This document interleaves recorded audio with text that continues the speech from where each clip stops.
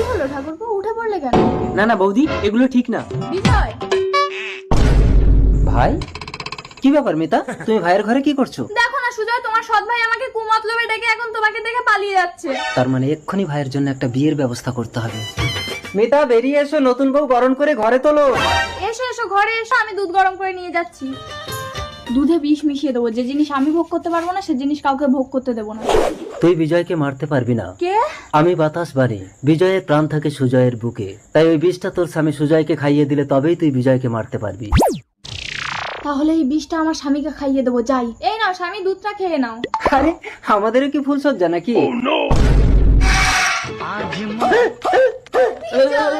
বিজয়, কি হলো তোমার?